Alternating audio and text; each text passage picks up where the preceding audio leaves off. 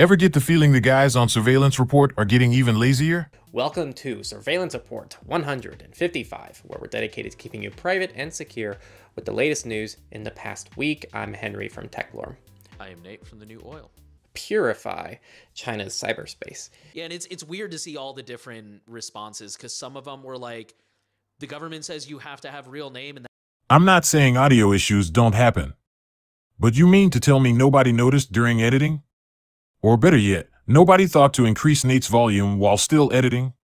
And yes, this is throughout the entire video. Even some of the comments pointed it out.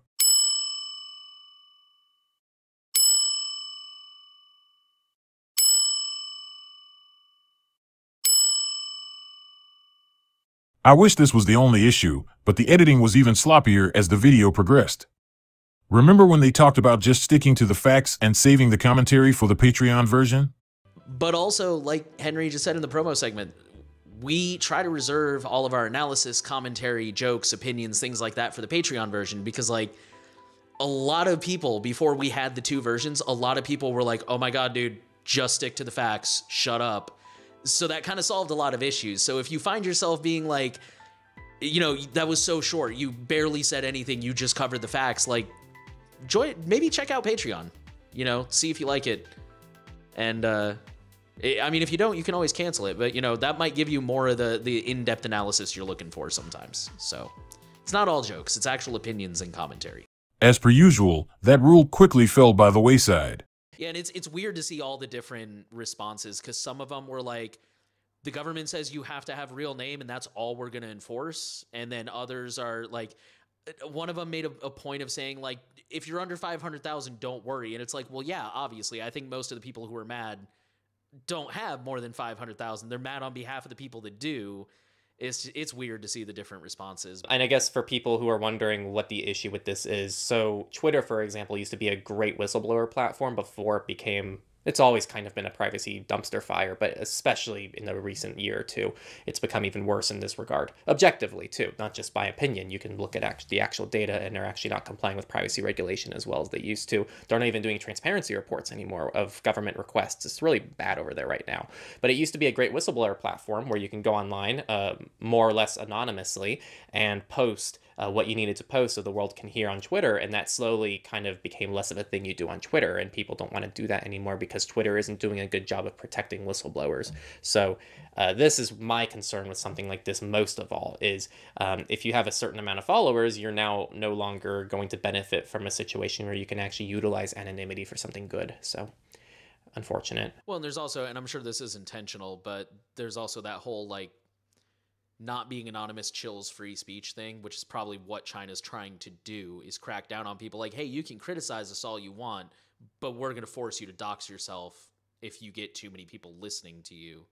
So not good. And I know over on the Techlore forum side of things, people were, you know, talking about how it's unfortunate when, you know, the government maybe wants to do something right and they want to centralize things and make things more efficient for citizens, but in doing so, they're also they can't be trusted with basic stuff like this. It's really frustrating. Like, I wish that, you know, I could trust my government to implement something like this in a way that was safe and actually made life better.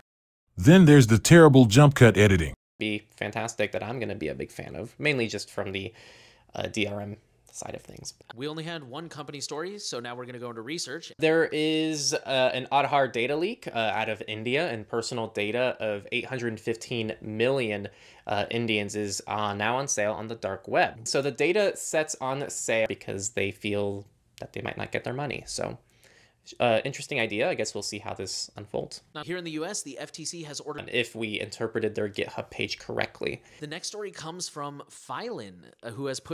You guys have been editing these videos for years. How do you let these silly mistakes slide by? Even better question. How can you sit there and demand money from viewers when your editing quality is getting sloppier over time? Other than the questionable Patreon Q&A perk, you guys offer nothing of value to entice viewers to fork over their hard-earned money. You've stopped doing giveaways. You don't offer anything fun like patron hangout streams where fans can interact with you in live discussions. Your merch is nothing unique that many other creators aren't already offering it to viewers. You simply complain about viewers not donating money when you've done nothing extra to earn it from them. Yeah, it's unfortunate. I mean, we run ads on YouTube. I do on the Techlore side of things as well. It is a good source of income for us. It's not like our main source of income, but we do get a little bit of money from it. And so we have stake in this, and we definitely have a bias, right? It makes me upset because advertising can be a decent monetization method, right? Like And it we've doesn't talked, have to be a privacy nightmare either. right? Like we've Contextual ads. Right. We've talked in the past about how like the ratio of people who support this podcast is extremely low.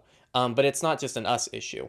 This is like pretty universal, it seems, for most creators. Like maybe 1%, if not less, of people who watch a video will actually contribute financially to the creator. And what that means is it puts more pressure for the monetization industry to be a little bit more invasive and bring in more revenue and more income, but it doesn't have to be that way. I was going to say, you could also just install uBlock Origin and pay the creators directly on like Patreon or something. No one does that though. Like, and you know what? I'm getting tired of hearing about it because people don't do it. And so like, and we have numbers to back this up. Like right now, like we make more money from YouTube ads, which isn't much, by the way, than on Patreon.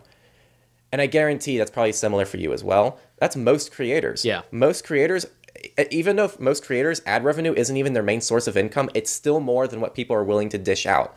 And it's especially frustrating. And I get it because I block ads as well, because ads are invasive and I don't want to partake in that industry. But I just hate ads. that's fair. Like ads have become so annoying, and it's fair for people to hate them. I really think it comes down to, I think it's very idealistic for people to say, oh yeah, well, if you install uBlock Origin and have your ad blocker running, you have to support your creators, because realistically, people don't support their creators.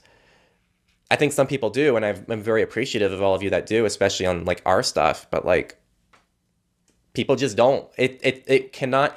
And I tell people this: if ad revenue was cut off right now, we would be a little screwed right now, like on our ends. Like we would really need to like improvise and find other revenue sources at the moment.